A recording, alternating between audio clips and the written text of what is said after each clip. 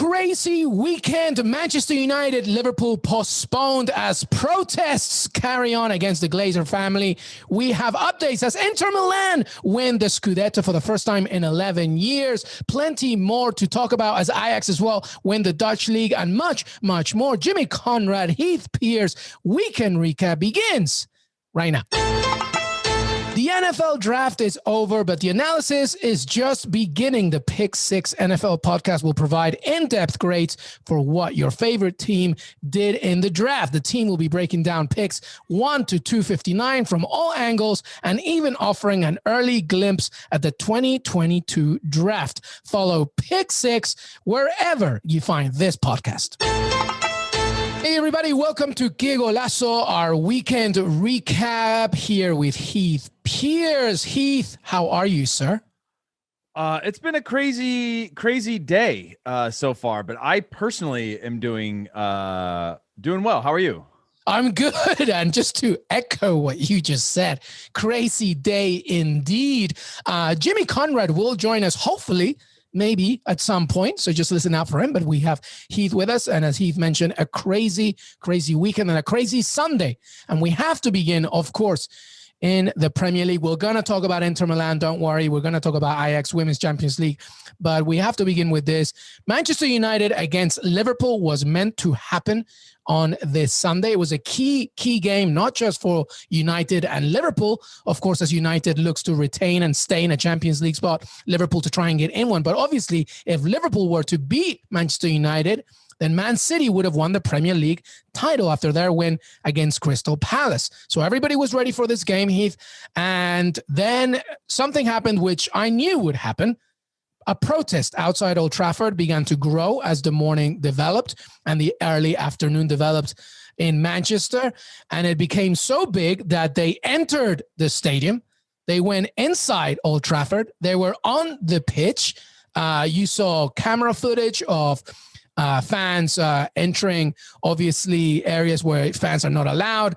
Reportedly breaking security cameras, video cameras, broadcast cameras, getting the official Premier League balls, just disruption all over.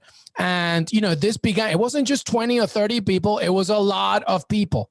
And thousands were there outside the stadium as well to protest. Eventually, the fans left, more security came, but still there was a bit of violence outside Old Trafford. There was, the fans kept going at Old Trafford, of course. And this, by the way, was obviously a protest to the Glazer family and their ownership of the club following, of course, the last real thing really that just, kind of snapped, as opposed to the Super League, etc. But it became bigger and bigger. The team buses didn't leave the hotels. So people thought, well, maybe there'll be a suspension and they'll, maybe an extended period of time before kickoff, but no, officially postponed.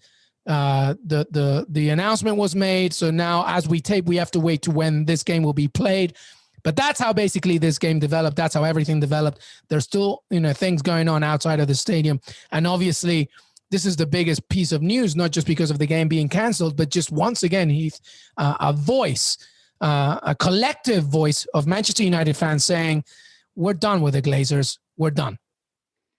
Yeah, there's a few things that are going on. Obviously, a lot of things going on today with regard to Manchester United.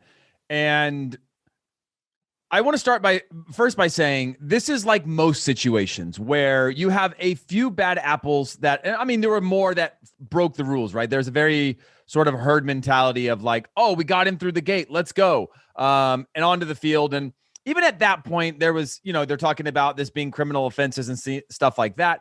In a nonviolent way, you go, okay, big mistake, shouldn't do that, get out of the stadium, peacefully protest. But then you start to get these the next layer of things where you saw the guy grabbing the tripod, chuck it over. You see a guy, they threw a flare at the broadcast stand. And you start to see all these things where you're like, and I put it into the context of when I was living in Copenhagen, there was these protests and riot over a youth house. And so the first started as these protests. They marched the streets, they did all these things, and then it turned into riots that lasted for weeks. And the large majority of the people involved were not season ticket holders. They weren't people that cared. I'm talking about today, but back then they weren't anybody that had anything to do with what this protest was. It's just people with a cheap excuse to get involved and be reckless, right? And so you have some people that have mobilized, and you have some people that broke the rules and went into the stadium that didn't do anything, that were peaceful. Then you have people that are taking advantage of the moment to be like, wow, I'm pitch side. This is amazing. I'm going to capture this. And then you have, and so what I'm getting at is everything up till now from fan power, it's hard to know where you draw the line, right? Where you realize this power and then they take advantage of this power and then it goes too far. And I think the fans should mobilize anytime that they feel that they are not being listened to by a club. If they don't like the Glazers, do that every day. But then it crosses that line, and then you start to bring in the people that are looking for trouble.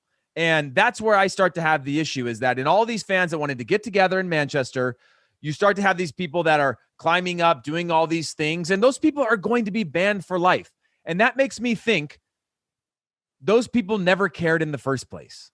Right? Like walking in the stands and doing things like that. Like, what point are you trying to make? It's not like they came in, mobilized together, said, hey, we're going to go for 15 minutes. We're going to get into the stadium. We're going to do this thing. And yeah, we're going to break some rules, but we're going to make the point, and then we're going to march out together, solidarity from start to finish. That's how we're going to do this. It was complete chaos. And that's where I have the issue with all this, because I'm trying to look now through a fine-tooth comb of what was the purpose or value of this for the fan? If you are a fan that spent your whole life, or since the Glazers came on, trying to get them out, you now know that you have a mountain to climb to get that respect again, right? You have this, now you've done all this progress and you've taken 2 steps backwards because you allowed disorganization to take over the messaging and turn this into something that has no place in any sort of protest. Yeah, and just to echo what you just said, Manchester United's own statement, by the way, our fans are passionate about Manchester United, and we completely acknowledge the right to free expression and peaceful protest. However, we regret the disruption to the team and actions which put other fans, staff, and the police in danger. We thank the police for their support and will assist them in any subsequent investigations. Liverpool came out with a statement supporting the postponement, of course, because safety comes first. The Premier League as well. This is a collective decision from the police, both clubs, the Premier League, and local authorities. So obviously safety comes first. And by the way, tomorrow we're aiming, on Monday, as you listen to this, we're aiming to also have James Bench, and we're going to get it more into the contextual reasons why Manchester United fans are dissatisfied, upset with the Glazer family ownership. I'm not going to get into it too much right here, but you should know the nutshell that obviously Manchester United are in debt. Manchester United haven't won a Premier League title in 8 years. They haven't made it to the Champions League semifinals in 10. They are obviously a shadow of what they used to be. So a lot of fans, like you said, are really voicing their opinion. And the Super League really was just, the last thing, that the tip of the, like, that was enough. That was one more reason for them to be dissatisfied with an owner that, quite rightly, like Gary Neville said, has really paid no attention to this club.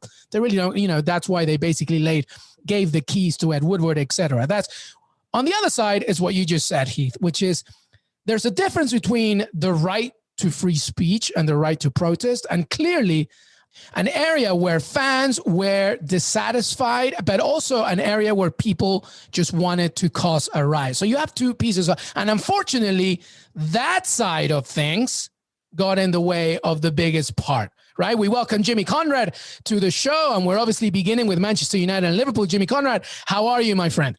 Sorry, guys. I just got back from Old Trafford. It was crazy. I'm wearing my goalkeeper Manchester United kit because I'm here to save United. JC saves. Okay, oh, wow. I'm sure that's what they want, from one American to another American owner. That's exactly what they need. But I get it, Luis. I know what it takes to run a Premier League club.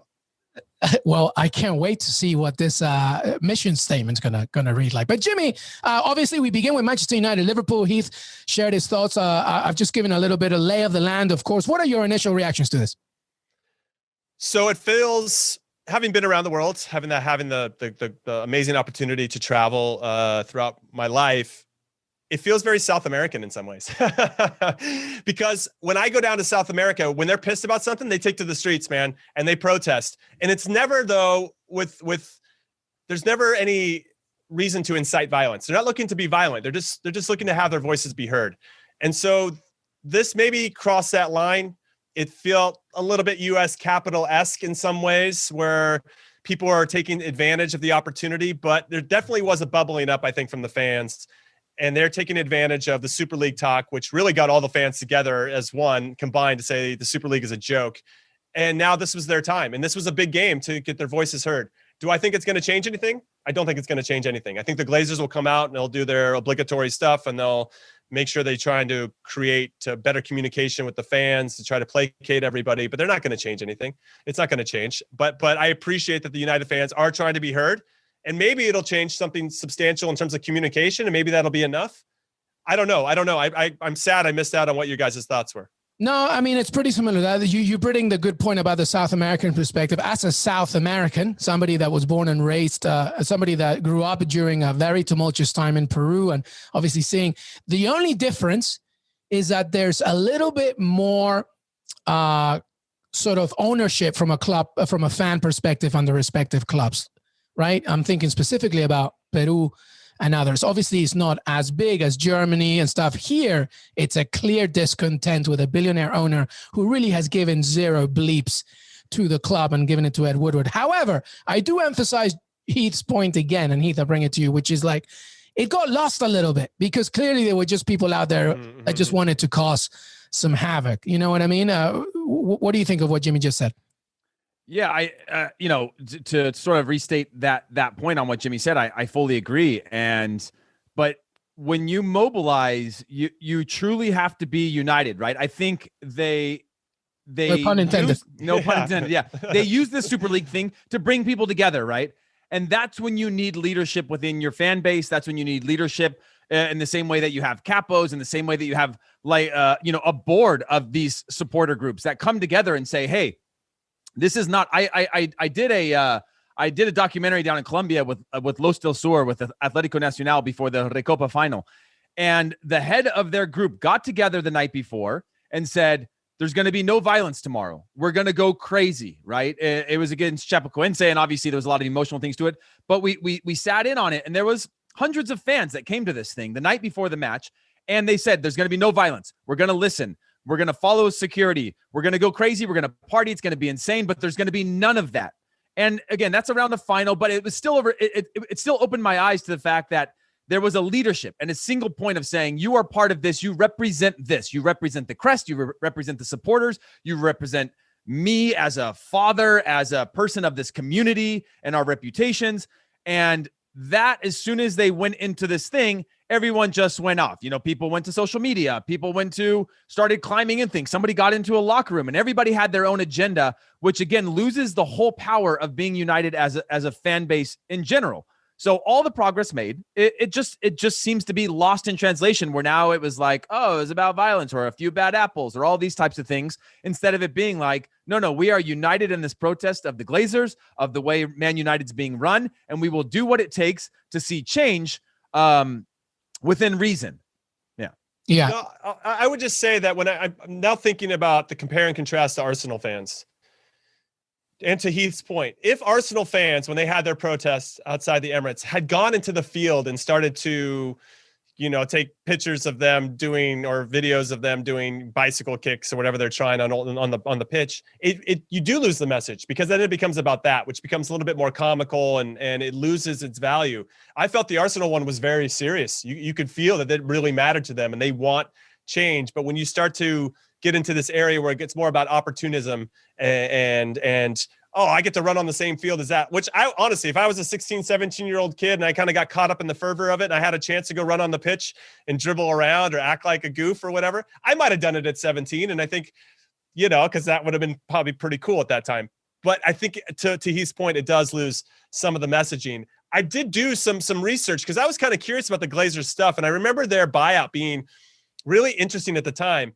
But I didn't know that Manchester United carried no debt from 1931 to 2005. I found that to be fascinating. And then in 2005, when the Glazer family took over, and they did it doing a leverage buyout, they added $700 million in debt. And just for fun, they paid themselves $30 million in dividends last year, which probably doesn't go over well with the fans either. And so I then went to make sure I understood what leverage buyout is. And it's basically they were leveraging their assets that they already currently owned, which includes the Tampa Bay Buccaneers, and the assets of the company they were going to acquire, Manchester United, to get the money and loans that they needed to actually successfully buy the team. And I think that just really sent the wrong message with regard to how they were going to run it. And we can tell, and I think where and even with the addition of Ed Woodward, it just became a corporation. It was a business. It lost that feel of being a part of something bigger, like a community, right? And now it just became about jersey sales and all that stuff. There is some people, I don't know if you've seen any, but I've seen one or two people counter on social media that they have made a lot of signings. And I was like, okay, well, let's run through some names under their Van der Sar, Vidic, Evra, Carrick, Tevez, Berbatov, De Gea, Van Persie. I mean, it's not like they're not spending money. And then more recently, Martial, Mata, Matic, Fred. I don't know if you count Fred. Fernandez, Wan-Bissaka, Di Maria, Lukaku, Maguire, Pogba. And this person said the club has failed the Glazers, not the other way around. Those are a lot of big names because that's a lot of money dumped into those players. So it's I found that interesting. Listen, I do think that the team has lost touch with its fans. And so this is where I think it's bubbling up, and this has been a pretty good moment to stand up and do something about it. And now I'm curious to see what do you guys think? What do you think the Glazers are going to do? Can I ask you guys this real quick? What I'm having trouble not having trouble understanding is what I'm trying to separate is fans expecting results. Mm-hmm. Is it trophies or is it something else? I get that that's probably all intertwined into something, right? But every end of an era, you lost Sir Alex Ferguson. There was nothing that the Glazers could do to like bring somebody in that was going to fix that. Have they had got a lot of signings wrong? Absolutely. Have a lot of big clubs gotten signings wrongs? Absolutely. So for me, it's trying to understand, is this results oriented? Is this the fact that it's run like a corporation? I certainly think that's a large part of it. To me, it's three things. It's three things. Number one, I believe that Manchester United under the Glazers has become a Band-Aid over a gunshot wound problem, where you've been talking about these signings, Jimmy, and I feel that every time that something has not gone their way, whether it's a season or a series of bad games, they've wanted to put a Band-Aid over a gunshot, which is, there's a deeper problem, which is the reason why Sir Alex Ferguson was so successful, aside from him being one of the greatest managers in the history of the game, and obviously, the great players that went in there, was because Sir Alex Ferguson and obviously the ownership at the time and the players themselves understood the identity and what it means to be a Manchester United player, fan, team, academy, and everything behind it. So that's one. Number two, the Glazers are not transparent.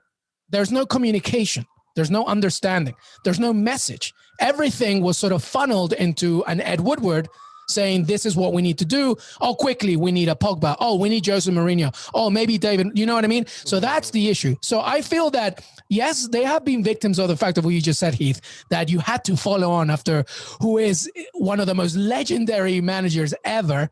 To build up from that, just like Arsenal, it's going to be difficult. Now, Arsenal and Wenger, the problem is that not only have not they been able to do that, but they have completely failed to learn what Manchester United is all about and what Manchester is all about. And that is the biggest problem. And they've never, ever, ever, ever bothered to try and get it.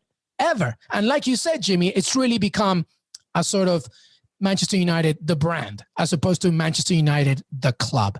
And that's really where, and I think that, yes, today was an absolute miss of a message because of everything that happened, but the message stands. And I think that, that's why yellow and green, which was the colors of the club before it became Manchester United, it's kind of their sense of rebellion. And we will continue this conversation, of course, and I think the message will stand. But that's the biggest thing. The Glazers have never understood what Manchester United is all about. Other American owners at least try and create an understanding of that city. But as far as I'm concerned, and for all the United fans that I talk to, the Glazers have never understood United, ever. Go ahead, Heath. Go ahead. One thing, obviously now is the perfect time to tell people that I was named Heath after Newton Heath, the original Manchester United guy. So just, where my loyalty stands, that's what I'm going with. I'm part of the OG. But what I wanted to say real quick, and sorry to interrupt you, Jimmy, was that today, during while this all unfolded, Tim Howard they rolled an interview of Tim Howard with Ole Gunnar, and he had an interesting point, which was also getting lost in confusion, is this idea of like, we just want the old days, right? Which is, there's a difference between the Super League and progress and evolution and growth and constantly pushing forward for your fan base, right? Which means you want to create the best opportunities for fans. Fans don't we all love to say, oh, I want to go to the 7th division game and watch it and grab a beer with my friends and hang out and whatever. But for a Manchester United fan, that's not the standard. And sometimes it's easy to grab history and then manipulate it for the current. And he just had some really good points about, like, yeah, the Super League's not the thing, but, you know, progress and evolution is a really important part of what we have to do. And getting that right can be really challenging. Yeah, no, absolutely. Jimmy, let's end it with your thoughts, because we have other news as well that happened this Sunday, but let's end it with you and what you thought overall. Wow, that's a lot of pressure now. I wasn't ready for that. Well, you came in late, so the pressure's all on you. That's true. I do want to say that Manchester United were the least surprising team to join the Super League because of all the things that we mentioned, because they're so corporate, because they're so business-minded. It's always the dollar and not necessarily the culture that they've created, which feels soulless at this point, at least at the highest levels. Maybe not. Obviously, Ole Gunnar, club legend, he's trying to reinstill some of that old flavor that I think all the fans know and love, and has done pretty well, I think. We could say he's done well, all things considered. When you brought up the other owners and the other American owners, knowing that, I was actually the most disappointed in Liverpool because they seem like they were doing those things, but yet they're making these decisions that feel more corporate. And so that's all I wanted to throw in there. And also with Inter Milan and Atletico Madrid, they just didn't seem like clubs that wanted exclusivity. They wanted inclusivity. I know we covered some of this ground before, but I just wanted to kind of highlight that Manchester United were the least surprising to join the Super League. And I'm not surprised that Ole Gunnar is still trying to create some kind of narrative. And I'm sure he's being told in maybe some capacity to, like, hey, just soften this a little bit, because we still might be making moves in the future. No, it's a really good point. It's a really good point, because, and at the end of the day, guys, money talks, right? And that's really the essence of everything. All right. Hey, everybody, we have plenty more, by the way. When we come back, weekend recap. Hey, there's some championships that have been won. Inter Milan finally takes care of business. We'll be right back to discuss. Hey, everybody, welcome back to Qué Golazo weekend recap. Heath, Pearce, Jimmy, Conrad. Jimmy, it's been 11 years coming.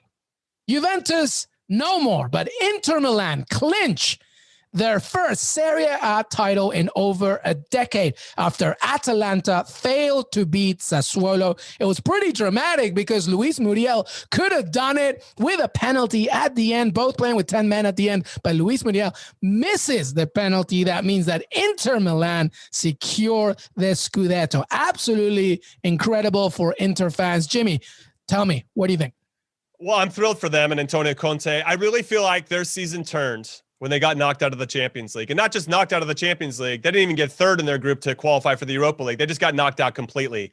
And then they took that step further when they lost to Juventus in the semifinals of the Coppa Italia. They had no more midweek games. And if you give a coach like Antonio Conte, who loves the details, loves to set up against certain teams, especially Serie A teams that aren't as strong as his team, there was only one way this was going. And that's where I thought they started to separate that gap and started to create this bigger, we're going to do it, and there's nobody going to stop us. And they went on a tremendous winning streak. Romelu Lukaku was fantastic, and amongst many, many others. But what I think that Antonio Conte did really well was that he found a nice mix of guys. So you have these older guys, and looking at you, Kolarov and Alexis Sanchez and Ashley Young.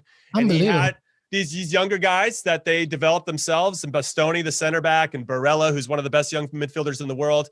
And then got some other guys that had something to prove. Romelu Lukaku, Lautaro Martinez to a certain extent, Brozovic, De Vrij in the back. And it's just the perfect mix of guys. And I can't say enough about what they've done together this season. And even though they failed in those cup competitions and in Europe, they did the business when it mattered in the league. And it's thrilling. It's exciting to see not only them win, but also not to see Juve win again, which would have been the 10th straight title. Yeah, that to me is a huge point, because this was Juventus's reign for so long. Heath, what do you make of this win, Antonio Conte and Inter Milan? I think it's amazing. I think it's just good to, obviously, between Inter, I think AC Milan's the only other team to win since, I don't know, 20 years or something like that, to have won another team to win a title in this race. So I think it's important. I think again, when we going back to our subject around Man United, I think for progress of a league, for progress of a team, for progress of a game, I think it's amazing that Juventus did 9 years. It's also boring, and I think having Inter Milan, who've been as good as they have, having AC Milan, who now might finish fourth in a Europa League spot if they're not careful, or could even fifth if they had a couple hiccups for the rest of the year. Well, as we tape, Heath Pearce, Juventus is losing 1-0 to Udinese with 15 minutes left. And I'm wondering, by the time this podcast comes out, or maybe Monday morning, if Andrea Pirlo is done. It's going to be very interesting to see. But go ahead, Heath. And this is, again, like you go into this post era, right? Of like, who wants the Juventus job? Do they have a war chest to spend? Do they have the right players? And this could lead, in Juventus' standard in the current climate now, into multiple years of having to rebuild and figure it out, because Inter Milan are very good. And they're not very good just today. Like Jimmy said, they have a nice mix of the present and what the future could look like. Yeah. And AC Milan as well. They had a lot of young players, and obviously they've fallen off. And this could be defined as the greatest collapse by AC Milan, even though they seem to collapse every year. But like, they were on top of the table for, I'd say, over 50% of the year. And now they're, I guess they're in third place, and they're 3 points clear of fourth place, and then like 5 points clear of sixth, depending on how this Juventus thing falls. And so it's just I guess what I'm getting at is just, it's an exciting time that could see AC Milan, who we all talked about past December as saying they were still the favorites, now falling off, Inter Milan running away with it, and now Juventus and AC Milan trying to figure out where they fall in with an Atalanta team that, again, like you said, Luis Muriel could have buried the game with a penalty, and they would have been sitting comfortable in second. So yeah, it's still so much to play for in that regard, but fantastic news, I think, for the game and obviously for Inter Milan fans. And next season is going to be so exciting in Serie A. What network is holding Serie A next year, Jimmy? I keep forgetting. CBS Sports, baby. Let's go. I think Inter are the heavy favorites to win back-to-back Scudettos. But Antonio Conte, during kind of the turmoil of getting knocked out of the Champions League, hinted at potentially leaving, that he was going to bounce. I think he was just pissed. He would do that, though. He would. He is. He seems like a stubborn guy. But I think at this point, obviously winning a Scudetto does solve a lot of problems, and very, very cool for him in particular. Obviously, he was a Juve coach for many years, and so I'm sure there's a lot of emotions running through him at the moment. I suspect he's going to stay. I also want to add they made some good signings. They got Pearce back from Bayern Munich. Ashraf Hakimi was a great signing from Real Madrid. Obviously, he was at Borussia Dortmund on loan before that. Christian Eriksen, they got more out of him. What a turnaround on him, huh? Turnaround. I mean, he's a nice example of in some ways Antonio Conte being somewhat of a player whisperer, right? And getting the most out of his guys. And if Lukaku and Lautaro play the way that they are, I mean, they're so good. And even though I think AC Milan has a chance, they might be another season away from really competing to maybe like the last weekend for the Scudetto. And I do think it's going to take Juve some time. And I never want to sleep on Atalanta, Lazio, Napoli. They're always kind of hanging around, but I think Inter Milan are going to be back-to-back Scudetto winners. I'm going to say it right now. Yeah, well, we're getting that 90s feel with Serie A right now. Absolutely. And I'm totally with you, Jimmy. Conte is definitely a player whisperer, but I just don't picture him whispering anything to anybody. He's totally. But the Champions League for Italian sides looks amazing right now. Inter Milan, of course, Atalanta, AC Milan, Napoli, as we're talking. It's going to be super intriguing and something we haven't seen in a long time. All right, well, let me ask you. It's still 1-0 to Udinese. Is Juventus getting this Champions League spot, Heath Pearce? I don't think so. But also, while you're on that, not to hijack the conversation, they got AC Milan next as well. Roma also had a great decline, and it sounds like you're suggesting that they don't have a chance to come back in their second leg here and maybe keep a European spot alive. That's exactly what I'm saying. I think that's exactly what I'm saying. Yeah. Jimmy, do you see Juventus making? I mean, they got AC Milan, then they got Sassuolo, Inter Milan. This is not happening. I don't think they got. Yeah, they got the. I mean, if they win the Coppa Italia against Atalanta, then maybe because they won this Italian Super Cup, and that could be enough to keep Pirlo around. But I heard that Maxi Allegri is going to come back and take over. I think the Pirlo thing is over, and I heard that Nedved might be going with Pirlo, which would be pretty significant because Nedved's been there for a while. It has been for a while, but you know what? You got to own your mistakes. This man hadn't even coached his son's team like he's coaching Juventus. It's absolutely. I don't care how much of a legendary player you are. It's absolutely ridiculous. All right, we're gonna move on here because Ajax also won the Eredivisie as well. That's a good win over there for Ajax as well. And obviously the Women's Champions League, by the way, Chelsea will be facing Barcelona. Barcelona beating PSG Barcelona doing the business against PSG, and Chelsea with a great comeback against Bayern Munich as well. Sam Kerr and Chelsea, not just, I mean, Frank Kirby, Bernard Harder. This is a really good team. And neither has won the Champions League. So you're going to have a brand new winner in that one. Jimmy Conrad, thoughts on that? I'm excited. What I'm not excited about is the fact that they still haven't determined if the final is going to be shown on TV. And I think that is an absolute travesty. This is the same song and dance that happens with the women almost all the time outside of the World Cup. And that needs to change because we have some fantastic stories. The second legs were incredibly exciting for a lot of different reasons. They were great. Yeah. The Chelsea manager, she was in tears. You know, it's just, we need to see that stuff, and they need to get the visibility that they deserve. They've earned it. They've got some fantastic talent on display, and this Champions League final, this Women's Champions League final, needs to be seen by a wider audience than some random stream that only, you know, a handful of people can get. It needs to be on a big spot, and I hope it gets that recognition, and so we can see a great final. Yeah, absolutely. Emma Hayes, by the way, Chelsea's manager, the first female coach to reach the Women's Champions League final in 12 years. And it's also Chelsea's, obviously, first Women's Champions League final appearance. It's pretty amazing. Heath, thoughts on this as we look ahead to this final? Yeah, I think this one's great because you don't have Lyon in it, who have been the killers of this competition for a long time, actually getting knocked out in the quarters by PSG, their rival, who have done quite well in the league, but always sort of trailed them in the European competition. So, yeah, and obviously we talked in previous episodes about how stacked Chelsea are, and Barcelona have Jennifer Hermoso, who's just fantastic as well. So I'm excited about it. It's going to be a very good final. By the way, Chelsea, right now you're in good hands. Thomas Tuchel, Emma Hayes, looking good for Chelsea. All right, well, listen, I want to just give some final thoughts here to the guys because surely there's some other things to discuss. We haven't even discussed, obviously, German Cup or La Liga. Heath, let's go with you. Your final thoughts as we close this weekend recap. This very weird weekend recap, thanks to Man United, of course. Well, actually, thanks to the Glazers. Yeah, my final thoughts are one, Portland Thorns will play in the Challenge Cup final against New York, the Gotham FC. If they are to get this result that they're currently playing in, I believe that's the case. So that's one that you should definitely pay attention to. Thorns have been undefeated. They play against Houston as well, but like just something to keep in mind for the Challenge Cup as well. It goes straight the way the format is. You have the two top teams go straight to a final, which will be an exciting thing. But yeah, overall, we're nearing in on title races. Turkey's at the end of a title race as well, and we're starting to see things shape up. Mark McKenzie's team beat Royal Antwerp in Belgium, and now they're closing in a little bit on Bruges at the top of that table. They have the playoff system there where, you take the points from the regular season that gets put into a mini group and you play each other. So yeah, it's kind of can't miss time of year as you start to see everything shape up with European implications on the line. And that's pretty much my only final thought. And the championship playoffs as well. Always so fun. Jimmy Conrad, final thoughts from you.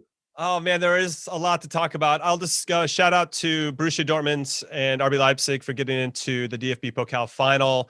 The team I coach here in the U.S., 4th Division, San Francisco Glens, our sister club in Germany is the Holstein Kiel. Are they really? Yeah, they gave I was always wondering why you were giving them love. I played against them in the cup once as well, and now my old teammate Finn Bartels is there, and I saw him just in pure defeat, by the way, in that game. Just disappointed when you give up that many goals. Sorry. It was a good run. 5 goals in the first half. They beat Bayern Munich along the way, and now they're fighting to get into the promotional playoff in the Bundesliga. So they still got a chance. They got to overtake Hamburg. They got a couple games in hand, so it's more than possible. So pulling for them.